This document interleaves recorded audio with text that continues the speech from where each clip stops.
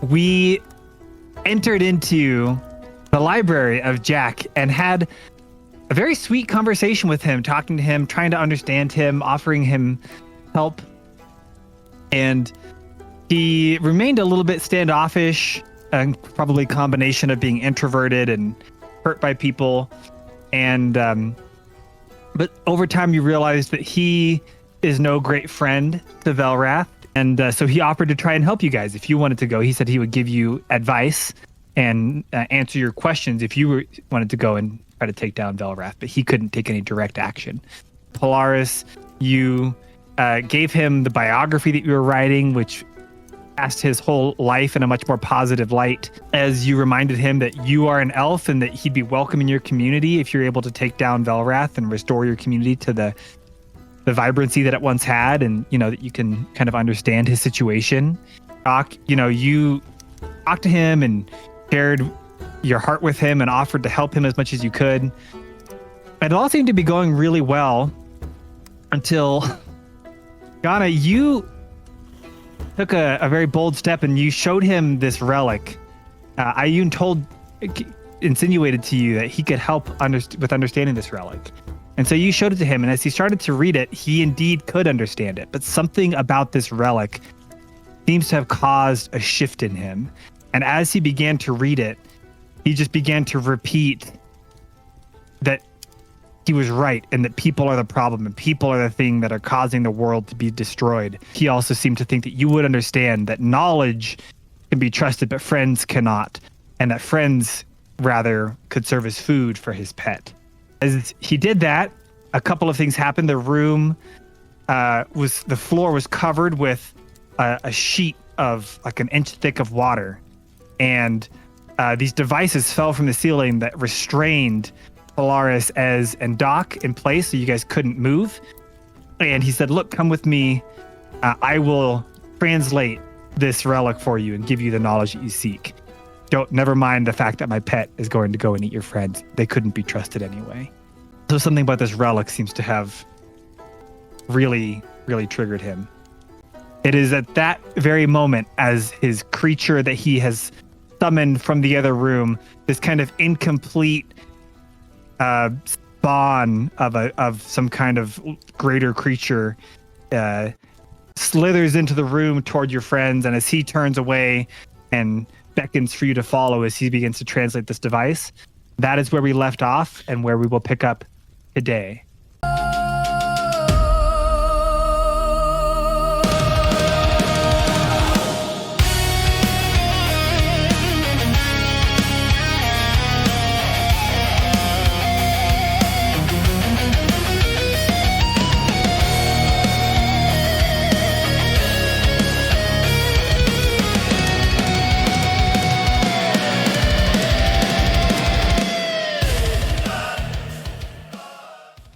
You basically have two options here, Ghana, you can really do whatever else you want. In my mind, you will either be able to listen to him, or you'll be able to go and help your friends.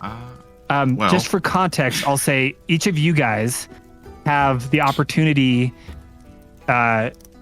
We'll do it. You guys aren't in initiative order, so I'll just kind of have to give you guys opportunities. You guys will get to roll for strength. Try and break these binds that are on you. Or Ghana, if you help them, you can do it much more easily. You can just break them from, you could just do it. But for the people that are bound, you have to do a strength roll to get out.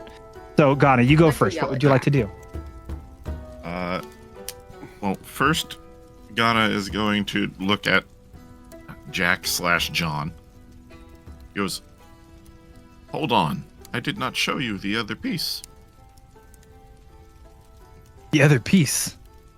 Oh, please show it to me, as the creature continues to slither toward your friends. Here, as he's going to take a step closer and ask can I see the artifact? And I'm going to show you something.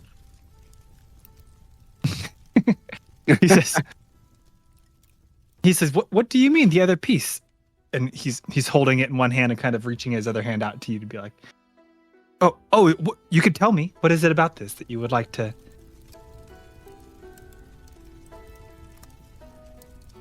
He's going to try to reach for the artifact. Okay. Like, quickly. Try to, like, snatch it out of his hand. I'll have you roll for either sleight of hand or dexterity, and the rest of you that's give fun. me a strength roll. What I need to know is if you roll over a 20. I can't roll over a 20. That chance of that. I got a nat You can. 20. I mean, I guess if I Yeah, get a see, nat you- 20. 20. The only way, Anyone because can I have a roll a- -1 to strength, so unless I get a nat Oh. I got a 20, 21. I can't. And that is not a nat 20, so I did not break free. What about you, Doc? D&D Beyond is not my friend today. It is not rolling. Let's Yeah. try. Let me just try to roll a normal one without clicking the thing. No. Hey, somebody roll a dice for me. Actually, Doc, 10. do exclamation point D20 in the chat, and it'll roll for you. So, Ooh. Oh, yeah, there it's you think go. it's saying that exclamation point. Polaris rolled a 2, not a nat 20. So because my 20 is still broken, the cat is supposed Oh, to be 1 the plus 20, and it's broken. It's a 20. Yeah, the cat's a It's- 20. Yeah. Okay. So you got We a have to fix 3, it. Doc. Yeah. Okay. Well, it's 3 plus So- whatever your strength is, but yeah, because it doesn't add your It's not a modifiers. 20. Is your Right. strength a 17? Hey, I don't know how buff Um, Doc got. I mean, he's pumping iron, bro. Okay. And Ghana, what did you roll for your dex roll? Oh, 7. A 7. Okay. So you reach for this relic, and he nimbly moves it out of the way and looks at you kind of confused, like, what are you doing? Behind you, you hear the sound of metal shattering as Polaris, for some, just so frustrated She about is this guy. angry. Yeah, you just were so kind to this guy, and he has rejected all of your kindness for seemingly no reason that he's explained. And you you put your heart and soul into this biography. I that have you wrote words him. for him. I have words. And so you summon all of your strength, and somehow when Doc couldn't, when Ez couldn't, you managed to use your little cat body and burst out of these binds. So you are now free of these binds while the other two are still stuck. What do you want to do, Ghana, as you've now swiped and missed? Hearing and seeing that Polaris broke out of the chains, he's just going to yell out, "Polaris, the artifact!" And he's going to turn toward Ez and Doc because he knows that Polaris is good at stealing stuff and she's fast. So if he Okay. couldn't get it from him, he's going to trust his friend that maybe she can get it from him. Do I get a turn? Like, am I action, bonus action, or are we just...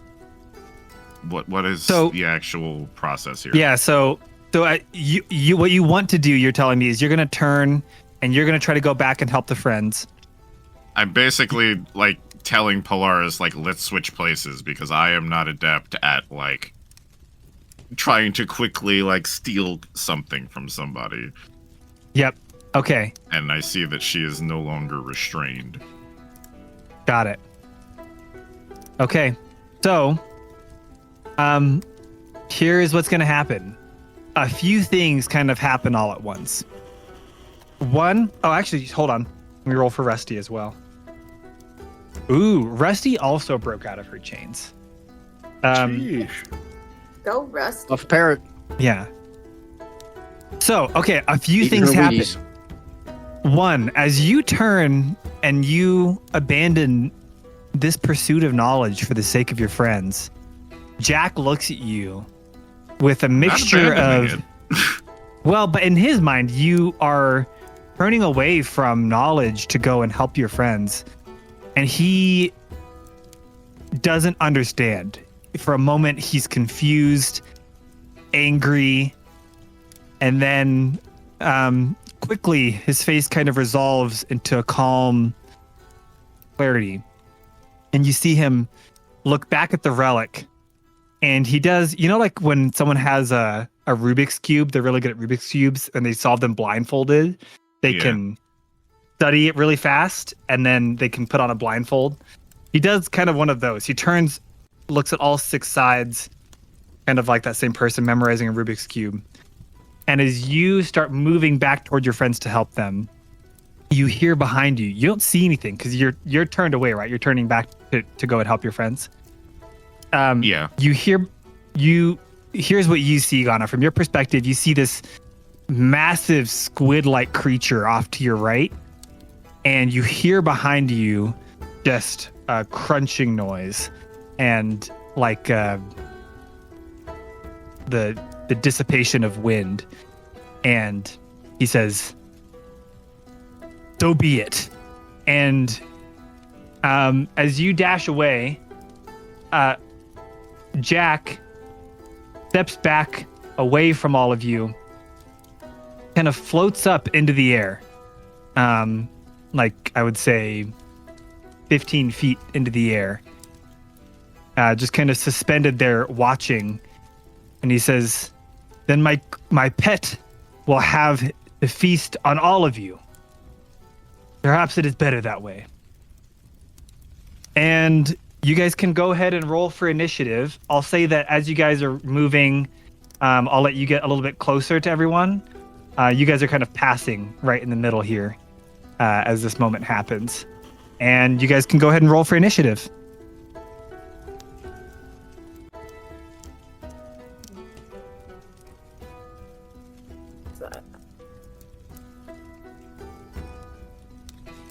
All right. What'd you get, Ghana? Would you say that before initiative fully takes hold, that Polaris would have an opportunity to do something, having been summoned by like Ghana? Because it's like, as all this is happening at the same time, I mean, she would be immediately moving. What do you want to do? Because you did move closer. What are you thinking? What else do you think you would have done? She has a specific thing she would like to say to him, and does he still have the relic in his hand? Yeah. Okay. She's also wanting to cast Mage Hand at the same time. To get the relic, basically. So I have a speech and a task. Yeah.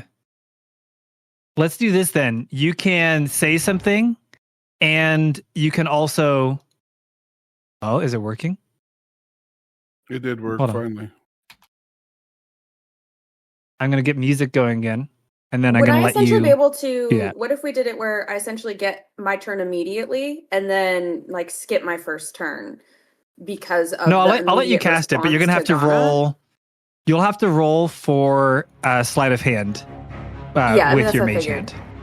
I guess I would need to be further up though. Yep, so you'll have to get closer to him. But once you get close enough, you'll be able to cast Mage Hand and try to grab the relic. So I'm sorry. This is the max. Yeah, you'll be able to try to. But give me all your initiatives first, and then we'll see what happens. I maybe misspoke, actually. Okay, let me see. Doc, you got 6. Ghana got 13. Ghana got 13. Ez? I also got an 13. 11. Ooh, dexterity difference between Ghana and... Hers is higher, probably. I have a +1. Okay, so I'll just make yours I have a +1 12. as well. Oh, we both have a +1. So then, Then what do we do? Who wants to go first? Reroll. I'll let you go first, Polaris, because you were already moving. Okay, here we go. So this is actually perfect. Wait, why is it? Oh, wait. Hold on, let me fix this. Can Ez just say something? He's not going to do anything, but can he say something before? So Ez is going to look at Ghana, and he's actually going to look very calm and like smiling. He's going to be like, Ghana, he doesn't know how magic works. You should get Doc out first. And Ez is just smiling.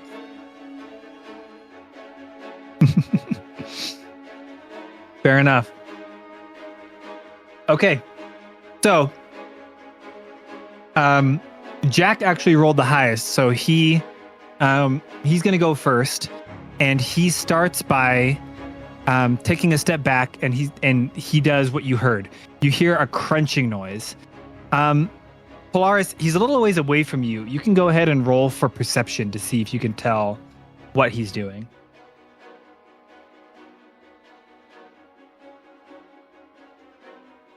That would be a 19. With a 19, you keenly observe as he steps back, levitates up into the air, and in his hand, he crushes the relic, and you just see this like purple smoke dissipate through his, between his fingers, as he just looks, just completely coldly at you guys. One tear from Ghana from the relic being destroyed. God, it just dies. Well, he memorized it first. The fact that Ayun told me to give it to him. Yeah. Ayun wants you to get this knowledge. The knowledge isn't gone. It's fair. That is fair. And that's his turn. Polaris, it is now your turn. Okay. So, seeing that, she's going to turn to Ghana, say, he crushed it. And then she's going to look back up at Jack, and she's going to point at him and shout at him, I never should have given you those papers. You are not the person I wrote about. John and his family would be ashamed to know you. And then cast Mind's Liver. Ooh. Okay. What is he has to roll? Does for Mind's Liver he has to roll Intelligence 11. a saving throw? Mm-hmm. Ooh, he succeeds. Mm. His Strong. cold Okay. robotic heart seems. He just responds with saying, The dead can't be ashamed. "Yeah, exactly. Yeah." He just says the dead Ugh. can't be ashamed. Okay, so then I guess That's that exactly what is. It's a great line. All right.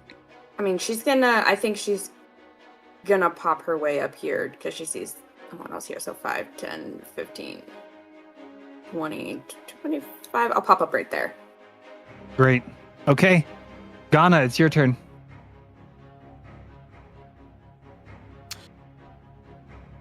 Oh boy.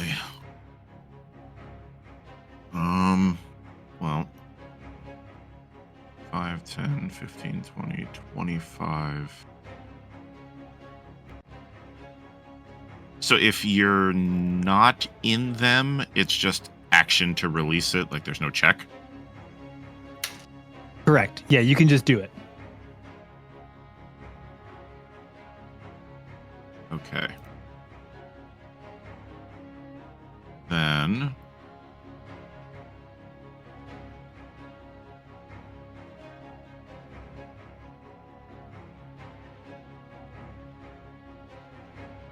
yeah.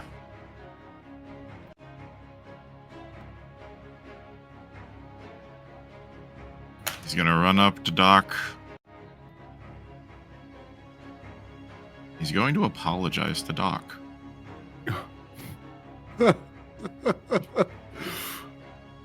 As he runs up to Doc, he goes,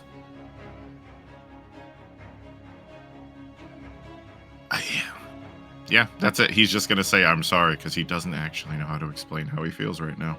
But he's gonna say I'm sorry and release Doc.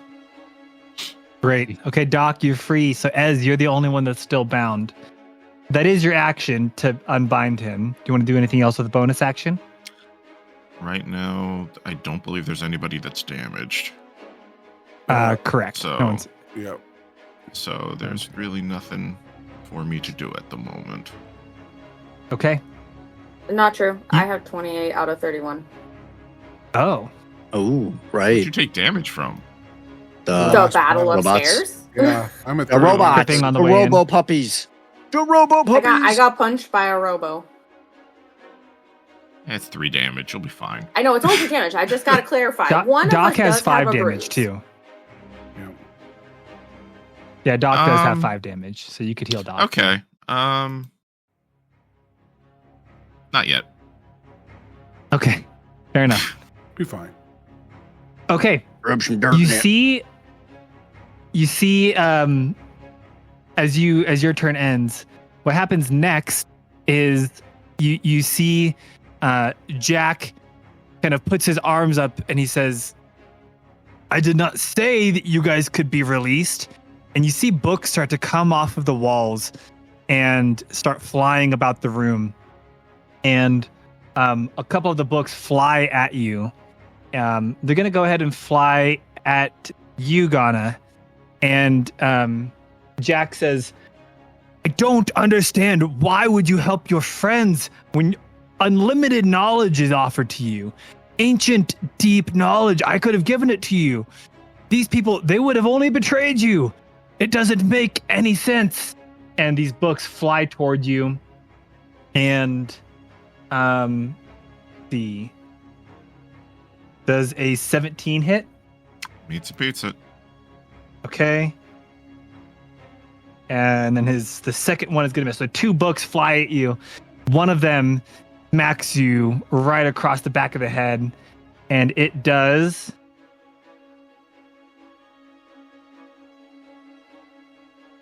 7 damage.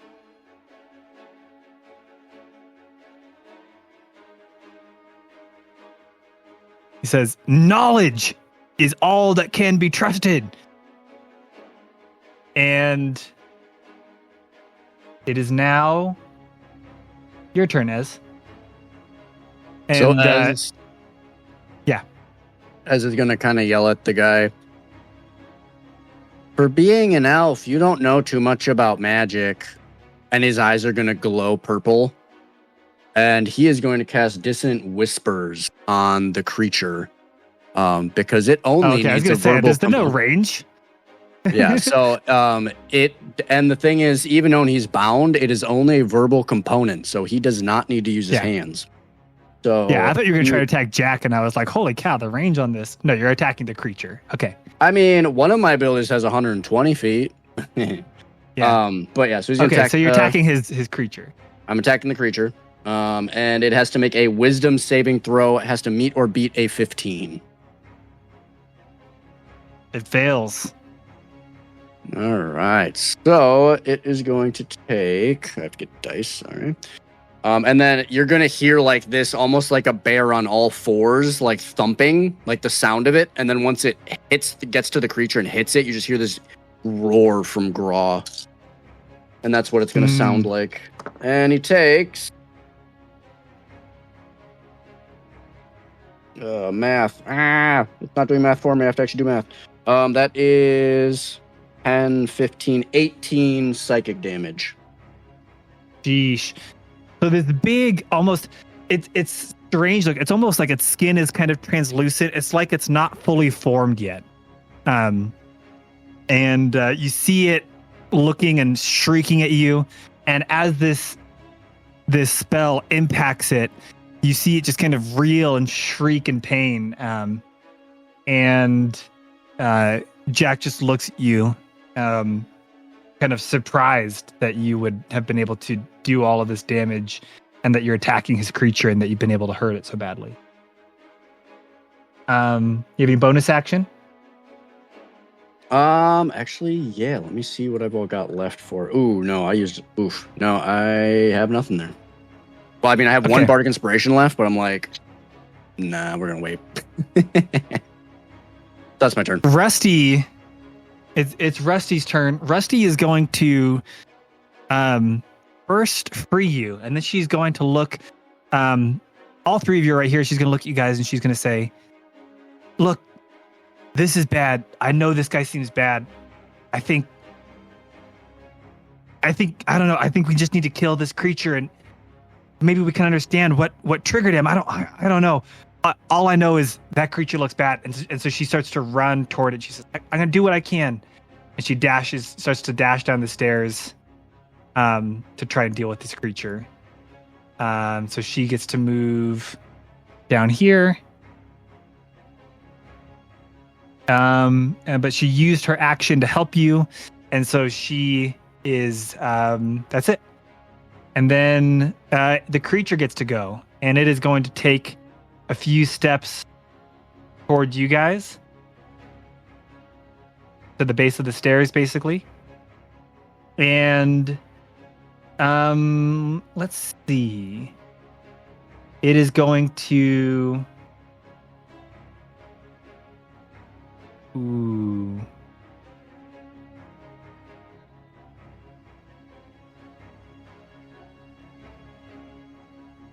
Ooh, I'm not going to do that. I'm going to have it do PPK. Yeah, it's PPK. it's going to go ahead and it's going to attack Rusty with one of its tentacles. And it hits. And it does 11 damage to Rusty. So she is looking a little worse for wear. So he smacks her with his big tentacle. And then he turns towards you, Ez, and he psychically reaches back out, and you feel it reaching back out into your brain and trying to hurt you in return. Does... I just need to check. I wish it was easier for me to see. Oh, there it is. Ooh, he fails. So he tries to reach back into your brain. And as you feel, it's like its tentacles are like in your mind. You manage to shove them back out before it can. Just as the tentacles come into Ez's brain, it's just Ez again.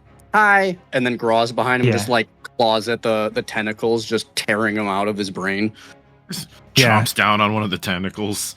And the creature just shrieks in frustration. Calamari. And then Doc, it's your turn. I am going to briefly look at Ghana and say, Ghana, what do you want me to do with the guy? What do you want me to do with Jack? We need him alive. All right. And Doc. You'll see, as he says we need him alive, you'll actually see a very angry Ghana.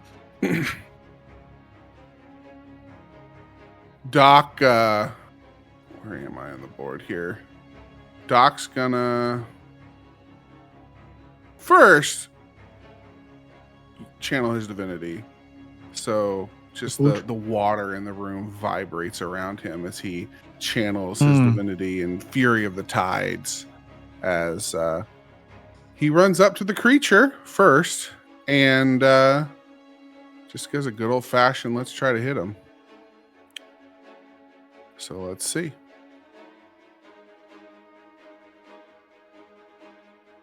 That's a 10. Ooh, that does miss. Does Doc need glasses? I guess so. It really D&D feels like Beyond needs glasses. He needs glasses. I've been rolling pretty garbage too, and I'm using actual dice. He has some depth perception problem. Just today. How today's going. So yeah, I mean that's all I could do because I use my bonus. And you got a nat 20 earlier, Polaris. Channel divinity. So that's true. Polaris is isn't affected. But Polaris doesn't need glasses. So pretty epically, you recognize, and you know him not knowing that you are attuned to the ocean.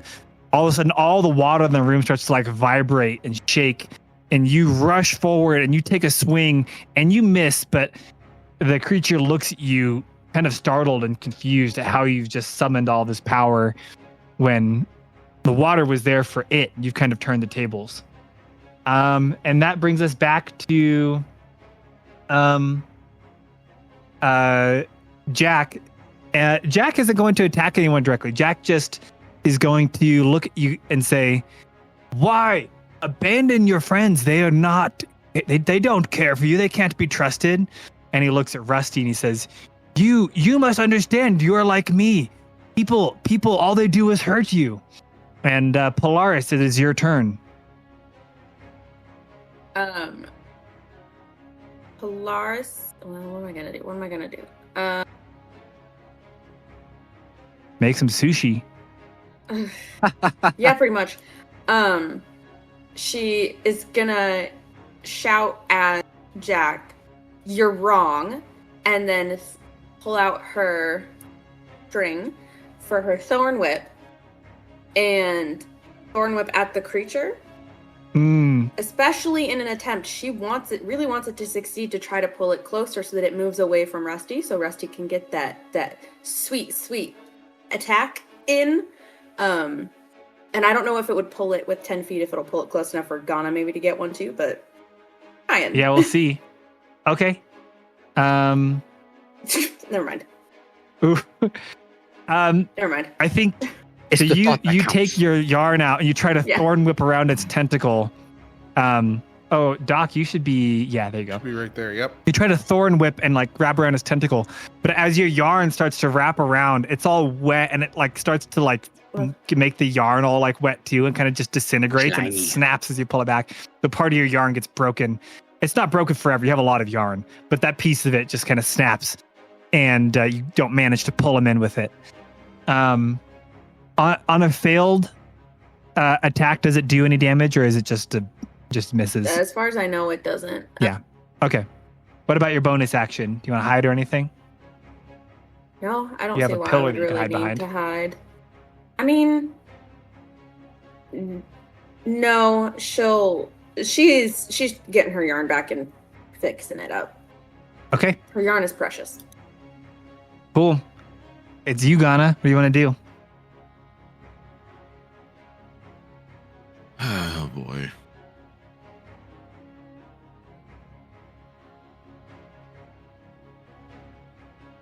So is he just sitting up there watching, or is he actively doing something?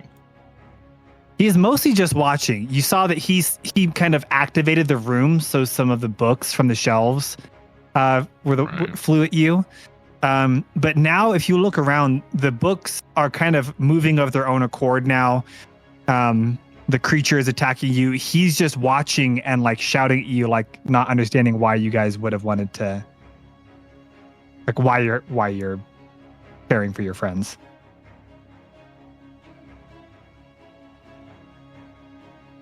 He doesn't seem to be much of a fighter in his own right.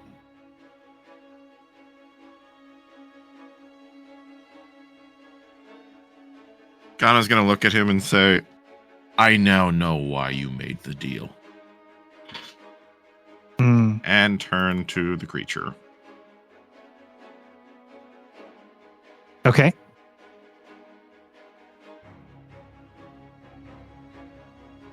Next to...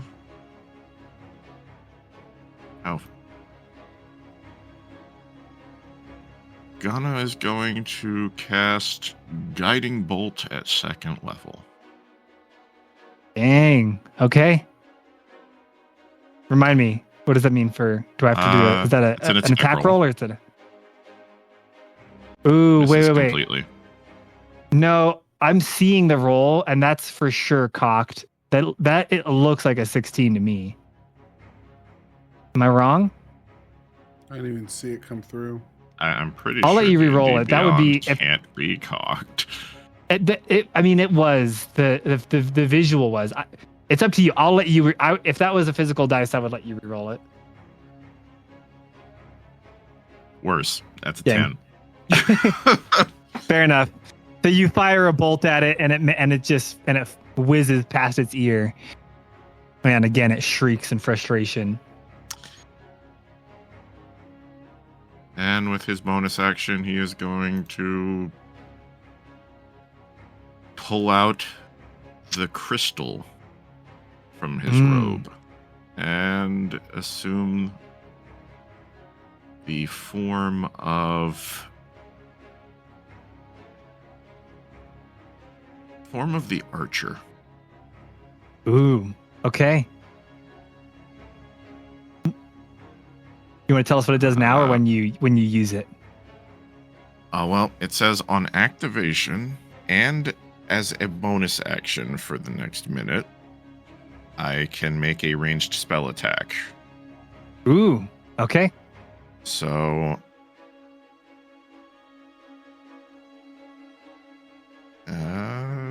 is there an option to do it? Yes, there is. Oh, net 20. Look at that. All right, so yeah, roll the crit. Let's go. Where was that when you cast? Right? Could have been the guiding bolt? No. All right. Is your ranged attack? You just throw your mouse at him. So the first is We double the dice or double the number? Double the dice, so that'd be a 4 plus 3 is 7. No, it was a 2 and then Nice. an 8. So 2 and an 8 plus 3. So 10 plus 3. 13 total. 13 total. Oh, I thought we were doubling the dice. Yeah. That's what I rolled a 2 and then I rolled an 8 and my modifier is 3. Oh, you just rolled the dice twice? Yeah. Mhm. Okay. I see what you're saying. Okay, 13.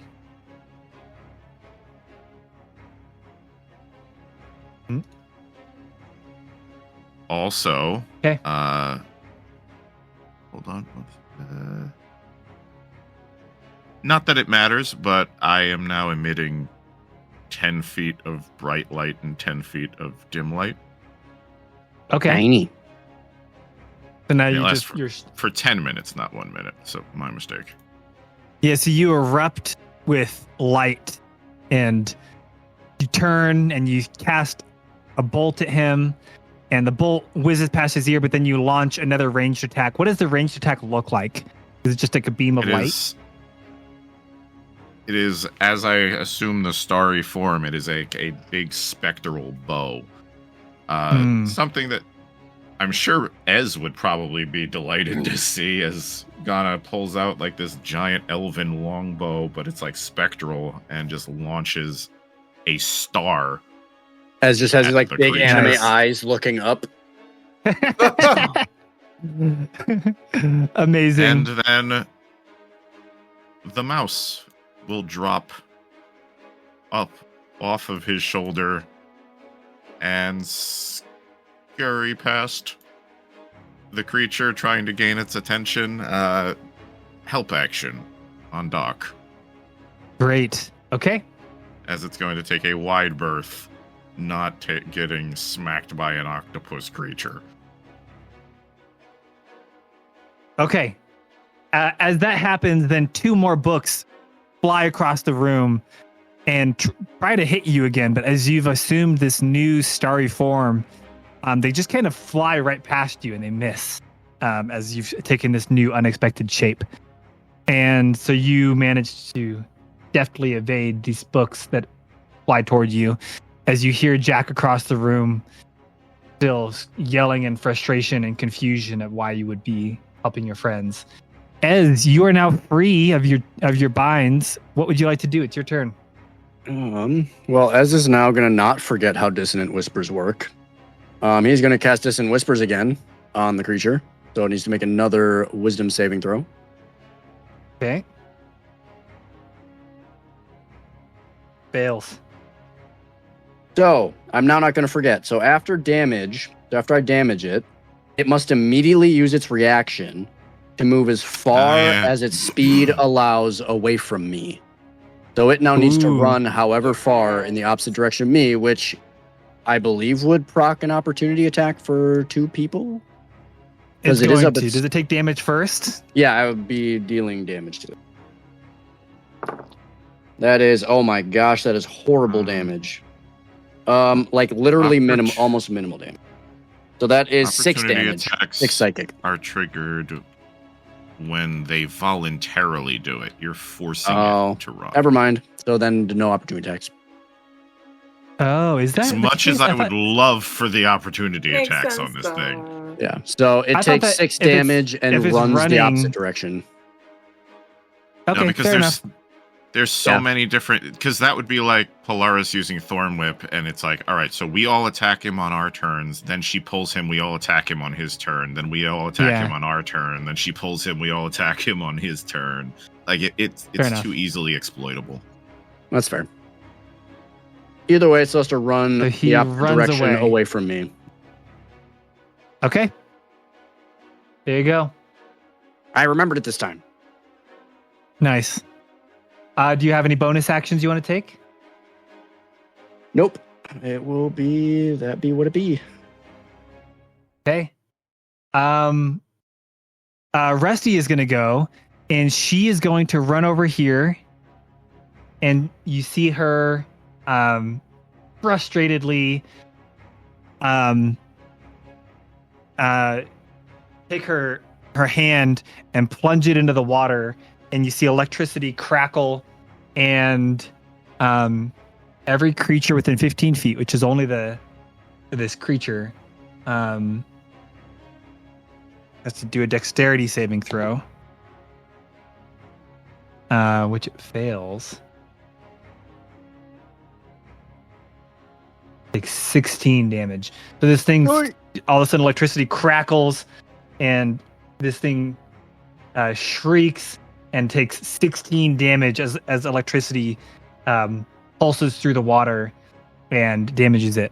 And she kind of looks proud back at you guys proudly, and still kind of wincing in pain. And it is now the creature's turn, and it turns to her, and it is angry. And it gets to do kind of a lot. So sorry about this, guys. It is going to first attack her with tentacle. You can do it, Rusty. It does. Be the brick.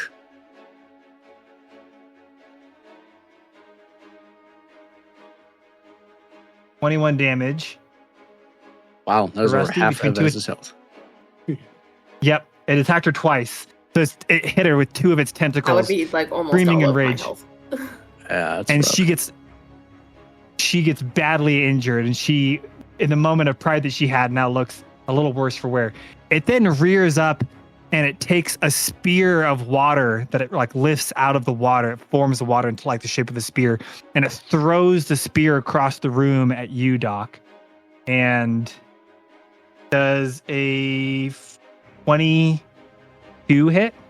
It does.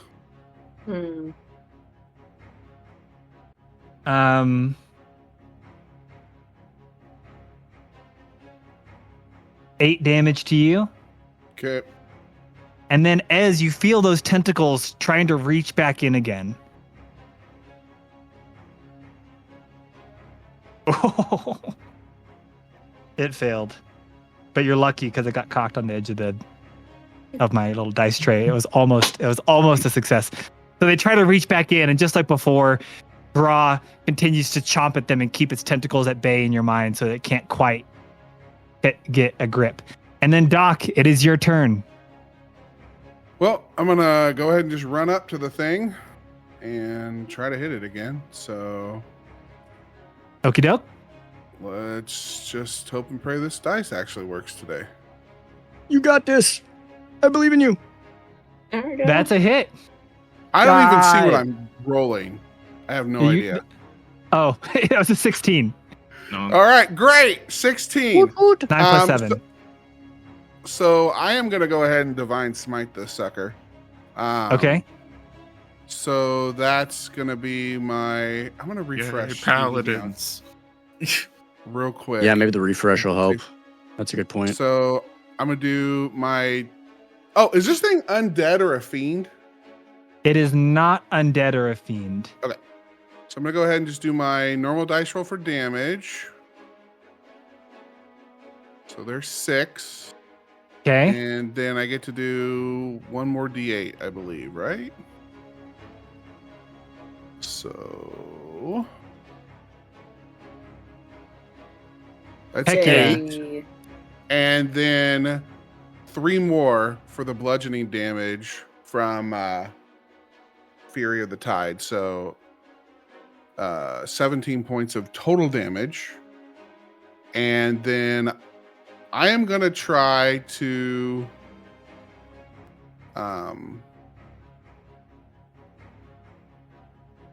push this thing like into the wall.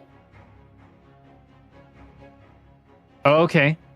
Then let's say you ran here, Okay, yeah.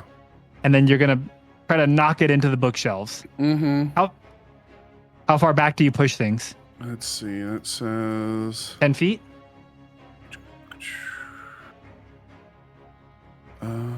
Yeah, 10 feet. Great. What happens when it hits the wall? Well, then it actually takes the extra 3 points of damage. So it did okay. work. Yeah. Excellent. Okay.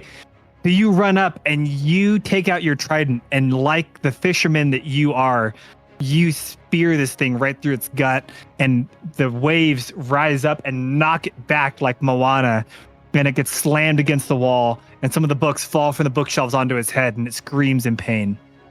As that happens, it's back to Jack, and Jack again is just yelling at you. He's like, I don't understand. You guys, why would you help each other? You cannot trust one another. All people do is make things worse. People are the ones that are destroying and causing all of this pain in the first place. And then Polaris, it will be your turn. Before you go, I have to use the restroom quite desperately. I'll be right back. You prepare what you would like to do. I'm also going to take this opportunity for that. So I'll be right back as well. So with my bonus action, I also cast Shield of Faith because, forgot I could do that. Everybody did.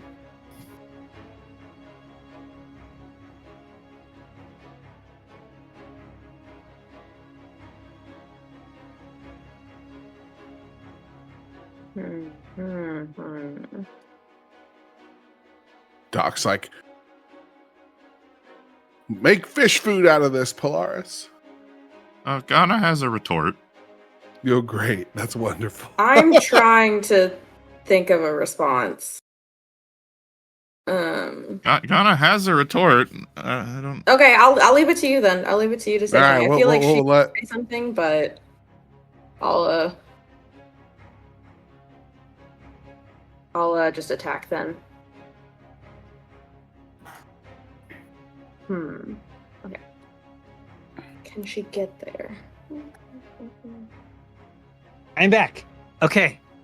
So Okay. So what would Ghana you like to do, Polaris? Ghana has a retort for what he said. Oh yeah. What did you say? He's like, people can't be trusted.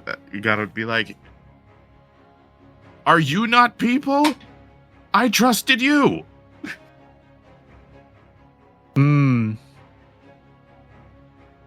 That's a good point.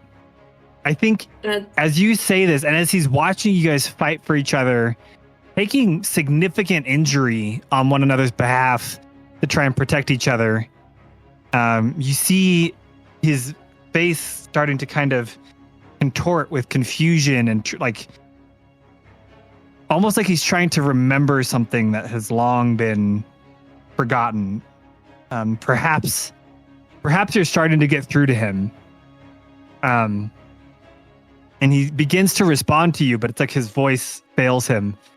He's going to try and say something, witty, some kind of witty retort about why people can't be trusted, but he begins, but you don't, and he kind of pauses and just looks at you guys.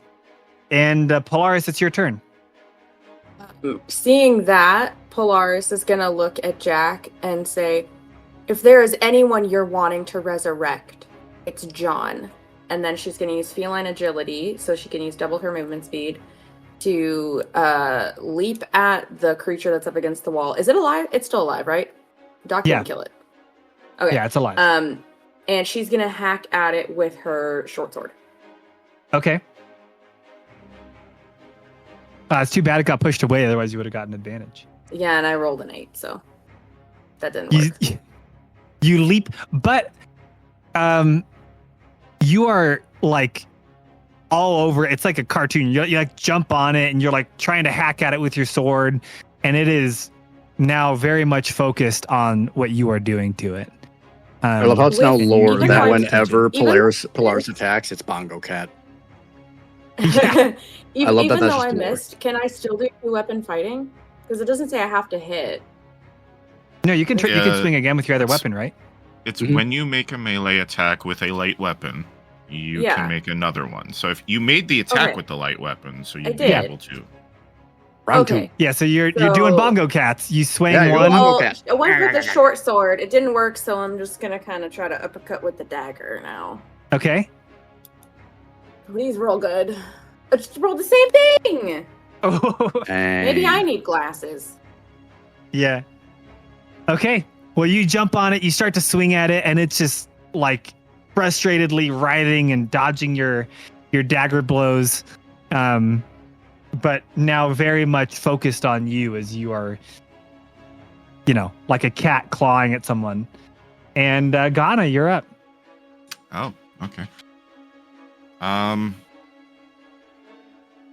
Ghana is going to main action.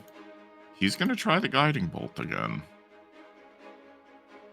Okay. As yeah, he's still in front of us. Oh, hold up. We got a D6 for Ghana for an inspiration from Dr. Forehead. Use it. Oh, well, I'm not going to need that D6. But Next turn. There you go. We still appreciate Uh, inspiration. wait, do I have to use it right now, or I can use it anytime? No, you can hold it. Yeah, Oh, hold the okay. inspiration. There you go. Yeah, okay. And we'll hold it. Ignore And that. hold it. It's a 24 to hit. Yeah, that'll hit. As Ooh, let's go. Holy cow. 22 radiant damage. You don't mess with Ghana, bro. Yes. Guiding bolt, bro. Okay. Love that spell. And then the next attack on it has advantage as I pull out my spectral bow. Yeah. Fire that puppy. Oh, let's go. I love to see it. For a 23 to hit. Okay. That hits. Dude, I just need that And inspiration. that's Gonna deal 5 Dang. This guy's looking radiant real damage. bad. He is And not then looking look- pretty. Then look to him and say, I respected John. Jack deserves nothing. Hmm. You see him, his words are faltering. His creature is faltering. As you finish your turn, 2 more books are flying toward you. And one of them is launching straight at you, clearly about to hit. And you see John kind of reach out, and he stops the book in midair. And he doesn't say anything, but he just has the book drop in front of you. And he starts to lower himself toward the ground. And he shouts to the creature, seemingly trying to call it off. But the creature just shrieks in pain and fury and is completely blinded to his commands. Ez, it is your turn. Well, the what- mouse uses the help action on Rusty. Did Cool. Rusty get Okay. a turn? Rusty will be after Ez. Oh, okay. Ez is going to, after seeing Ghana use his bow, feel inspired to use his own. So he's going to knock an arrow, and he's going to launch an arrow at the creature. That is a nat 20. Dang. I got my nat All 1. Now right. I got my nat 20. See, it's even. So that is going to be... We double the dice. And then as the arrow lets loose from the bow, again, those like purple magical tendrils and the chirps of whispers launch with the arrow as well. And the will deal. Sorry. Oops.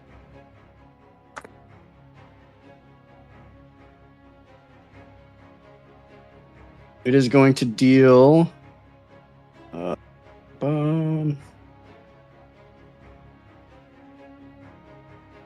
That is.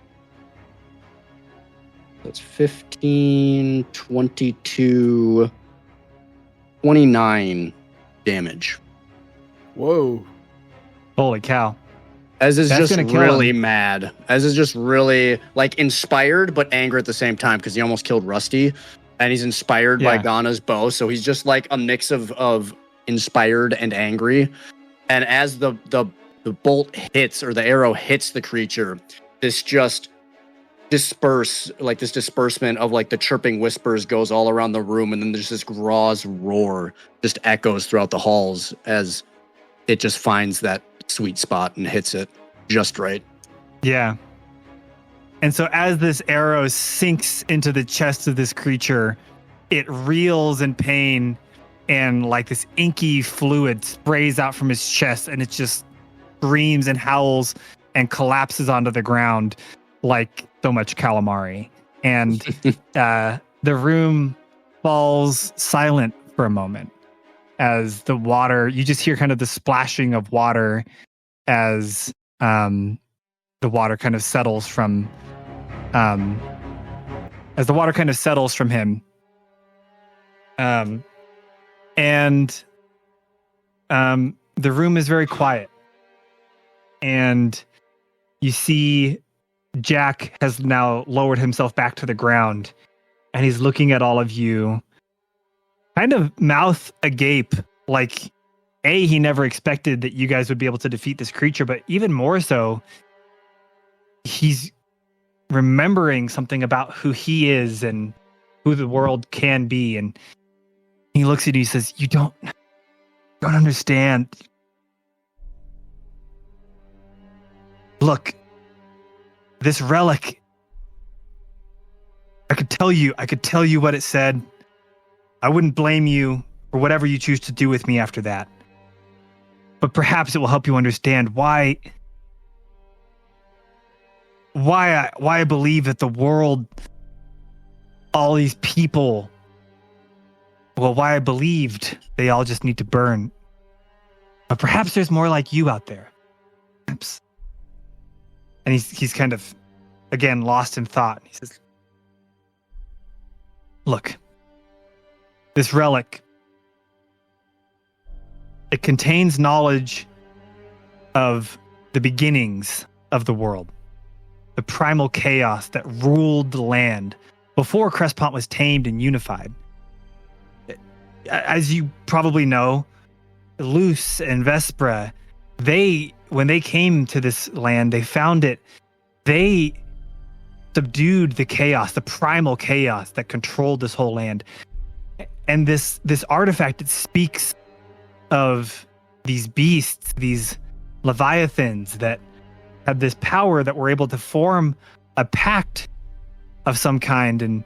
And through the unified power of these three creatures, they were able to lock away that chaos. And it's what has allowed people to live in harmony and joy.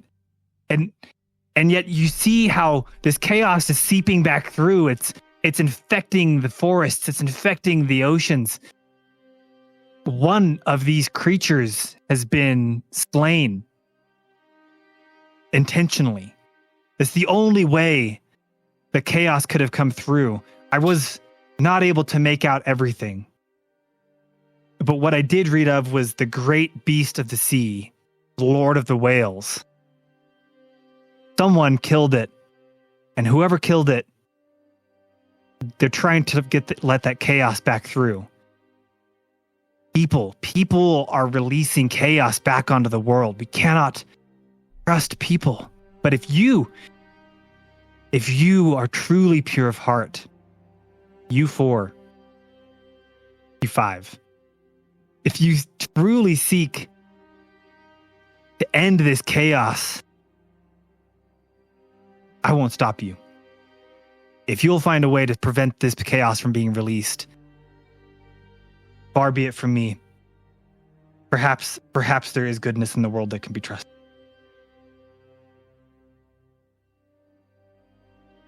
Why are they trying to release chaos? Why did she try to... Why? Doc, with that moment of realization that his experience with the Lord of the Whales was directly influenced by this. He's not angry at Jack, but he is adamant. He is pretty intense. And he's like, what do you know about why they are trying to do this? Who is they? What do you know about the death of the Lord of the Whales? I was there when it happened. Ghana just turns. Who did that? Who sent you to do this? All eyes on Doc. The king of Crespont. Goodness. And you see Velrath kind of turn away and pace for a moment. Sorry, not keep doing Velrath? that. It's like, wait a minute, what? Woo, You see Velrath showed up. Velrath is just, hello, I've been here the whole So I time. pull out my bow. Jack turns and starts pacing and he says, look, you have no reason to trust me. I have things I need to deal with, things I need to process. I will tell you what I know. I have been serving, as you know, as Velrath's advisor for many years now. He was put in place by your king, Lord Elric.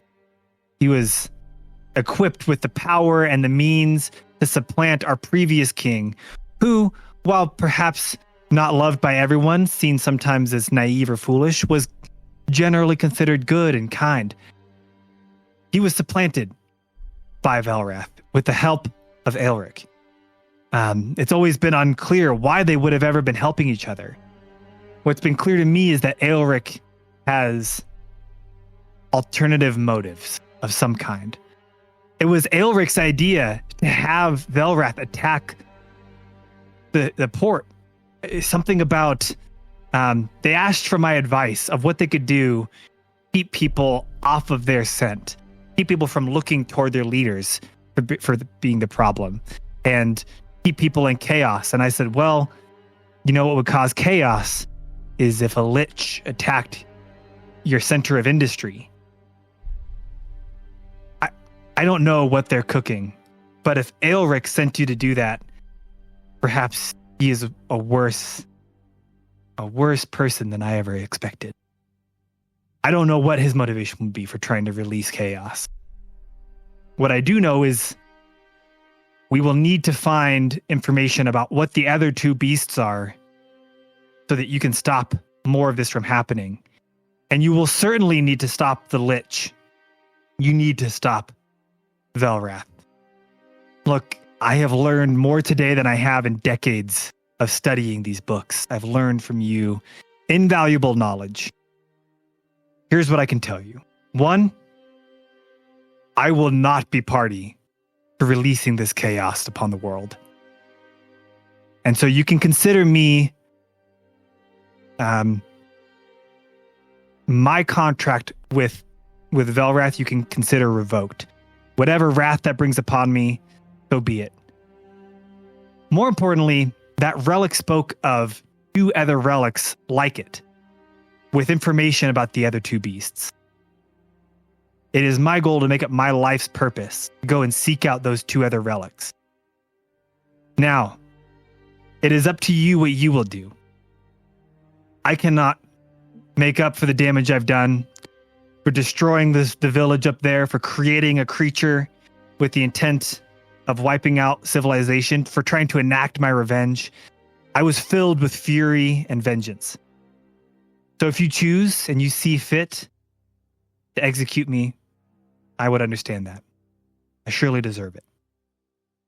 But if not, then I will make my leave and I will go seek out these other artifacts and I will share what knowledge I find in them with you so that perhaps with your help, we can protect the other beasts and prevent chaos from being released.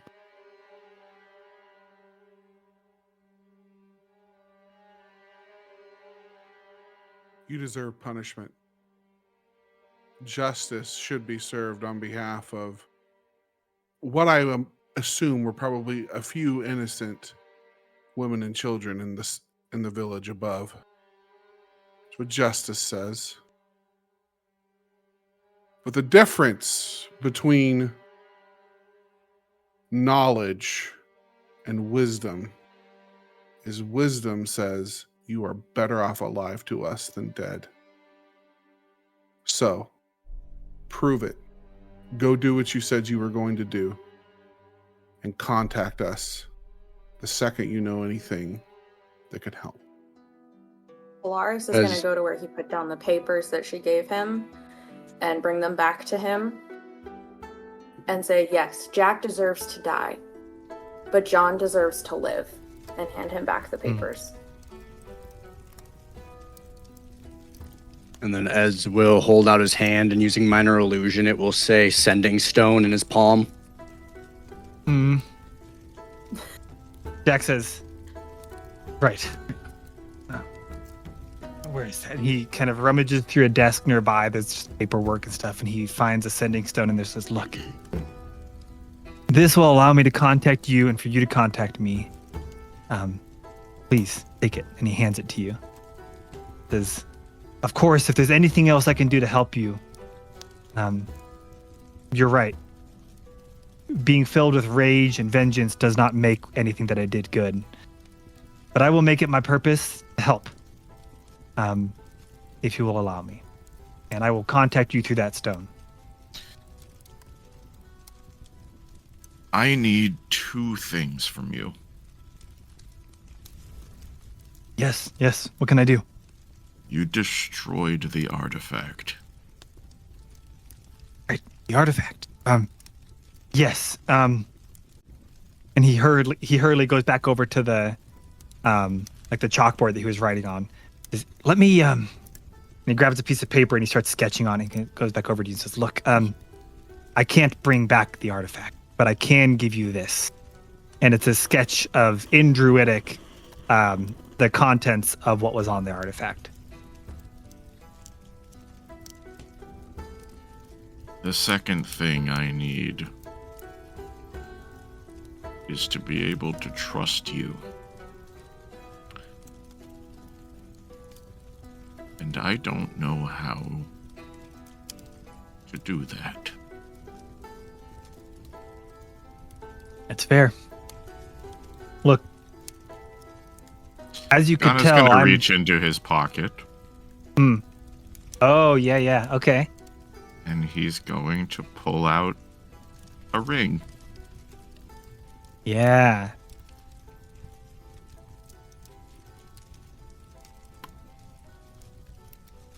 He has no idea how this ring works. He just knows how Ord said it worked. He said that he just uses it and he can just get people's secrets. So yeah. He's going I'm trying to remember. I put think what the we ring said is on. it gives you put it on and it gives you advantage on insight checks. But he doesn't know that. He's never put it on. Right. So as you put it on, you get a sense of just clarity about people around you. And you will have the option of, I think, just roll for insight and we'll see how clear of a understanding of Jack's mind am I you're able rolling to it do. Like with an extra bonus? Am I rolling it at advantage? With advantage. What is? Okay. You're rolling with advantage.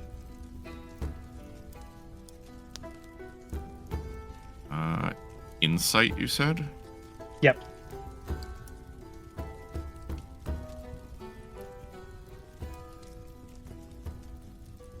Even with advantage, 16.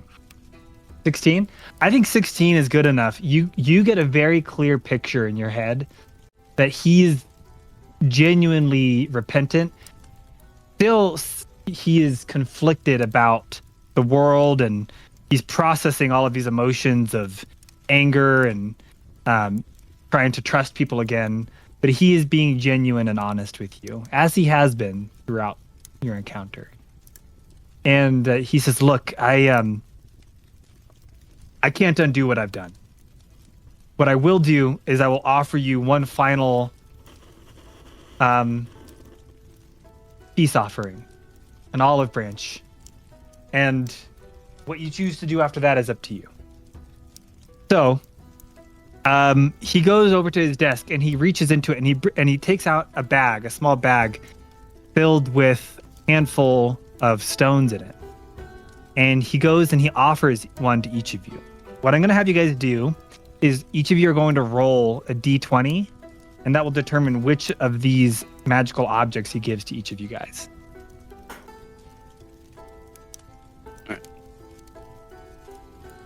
We all roll like the same number.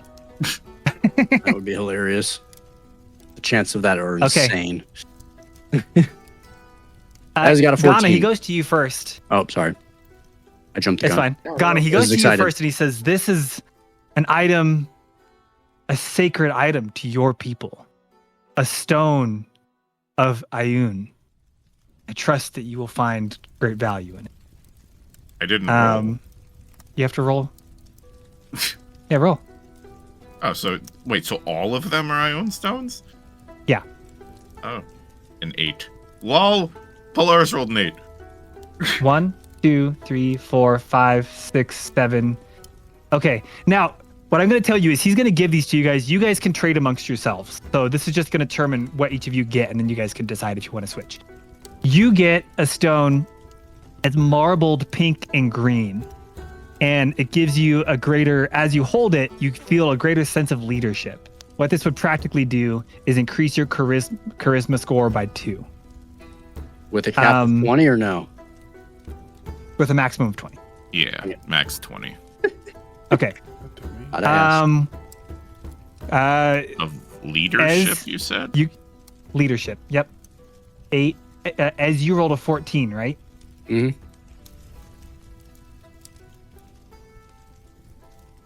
You get an orb.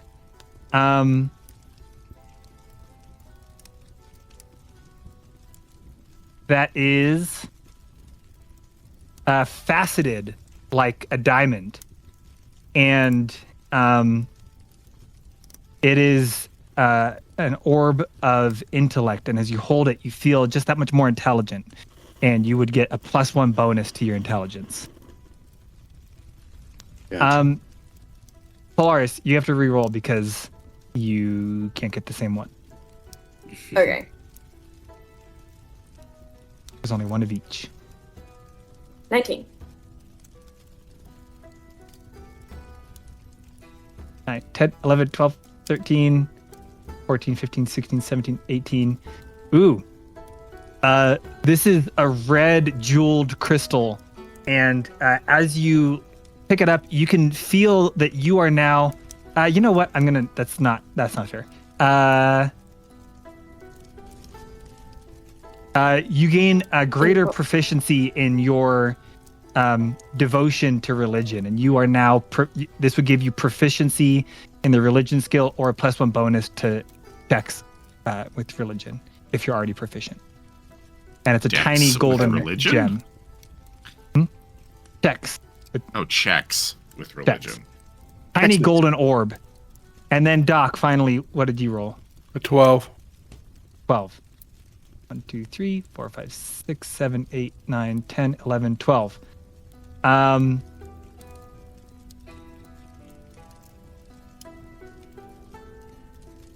The vibrant purple prism stores spells cast into it. Holding them until you see them in the store.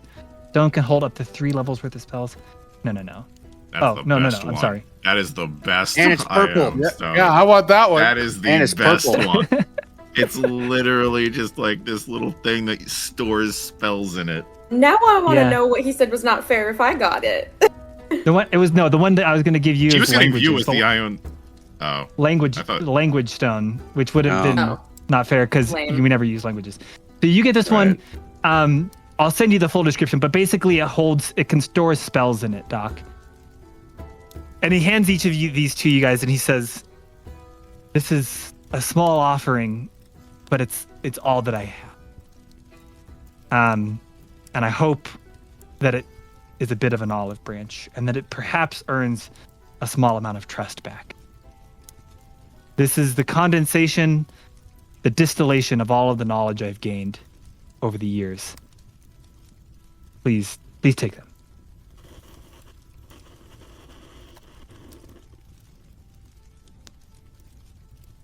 As will. You guys have the choice now to either execute him or leave him as he begins to then pack his things and leave to go and search the world for these 2 other relics. As will hand him a leaf, one of Graw's bed leaves, in return. He takes it almost sacredly and folds it in a piece of paper, puts it in his pack, and he says, "I will treasure this." Just I don't know how much is left of his elven. Yeah, he clearly understands the the value that holds beyond just being a leaf. I think, by way of fast forwarding slightly, he packs his things. He says his goodbyes, kind of sheepishly, makes his way out the door. He says, I'm sure we will see each other again, and I will certainly be in contact. And he sets off into the distance, seeking out the other 2 relics that he's learned about.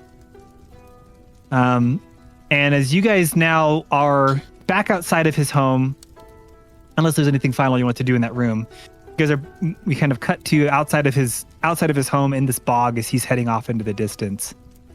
You guys have that teleportation circle nearby. And as I recall, you guys were thinking that you might be able to repair it before you left. We had Rusty make a small crack in one of the runes so that no one could come through, with the intention of being able to use the mending spell to seal it back together and then activate it again. Okay. So Rusty looks to you guys and says, before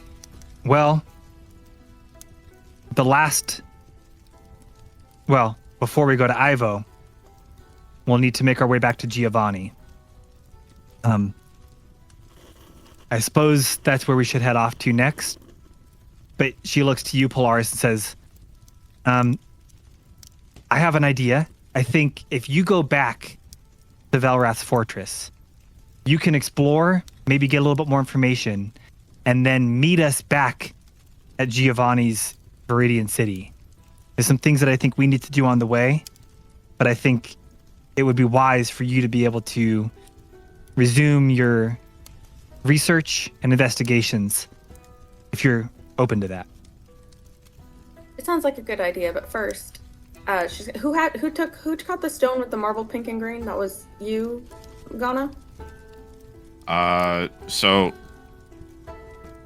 I'm asking DM. We got the Ion Stone of Reserve, the Ion Stone of Leadership, the Ion Stone of Supreme Intellect, and what was the 4th one?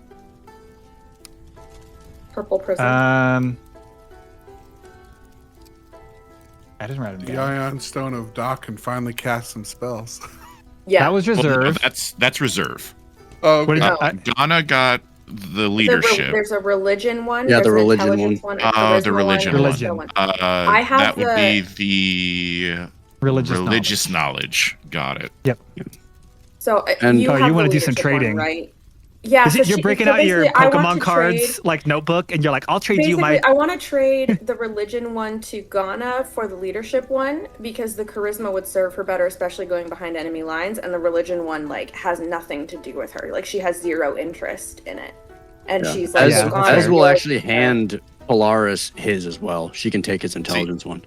Here's the thing: is it gives you proficiency in religion. I already have proficiency in religion. But you'll get a +1 instead. Or a +1 bonus to checks with that skill. Yeah. So it's not pointless. Oh, and Ez is also offering one of you guys his intelligence. I was thinking of giving the leadership to Doc. Yeah, Ez is just giving Polaris the leader of the group. Yeah, Ez is just going to give Polaris giving Polaris a plus in intelligence helps with all of her artificer stuff. Right. Oh, there you go. All of your artificer stuff scales on intellect.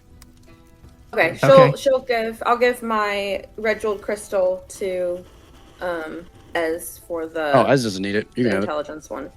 Ez has no religion. She's gonna hand it over to Doc. Here, Doc. Or not Doc. Religion goes to Ghana. Wait, is everyone goes to Doc. Oh, okay. The intellect goes to Polaris, and then the spell Doc keeps one his reserve goes. one. Doc is not giving away the chance to use magic. Yeah. Oh, no way. Oh, all right. So, that's fair. I mean, that is 2 attunement slots you're using up, but yeah, sure.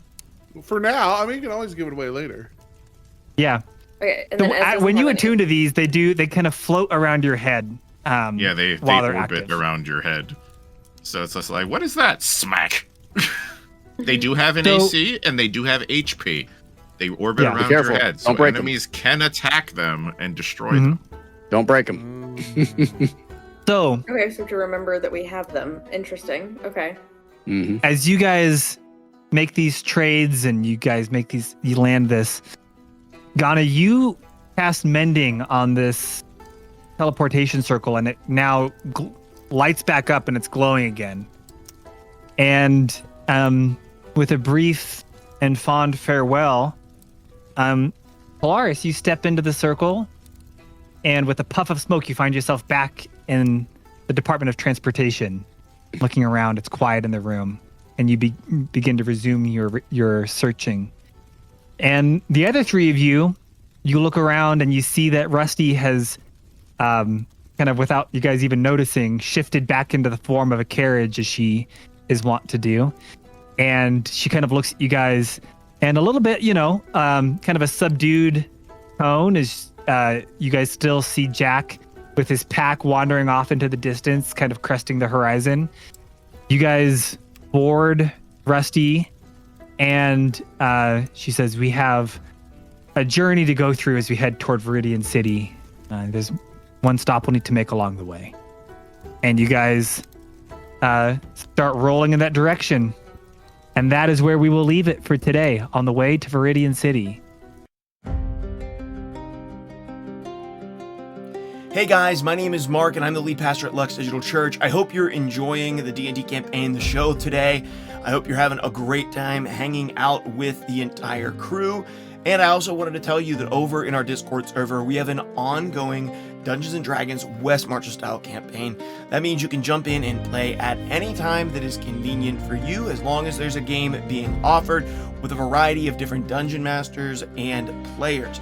We have games that are posted every single month that you can join in with, starting at level 1 and going the whole way up through level 15 in D&D in the new 2024 5th edition rules. If you're interested in joining in and playing some D&D with us, all that you have to do is join our Discord server at discord.gg/luxdigitalchurch, and then go ahead and grab the D&D rule, slide down inside of the channels to the Play D&D section.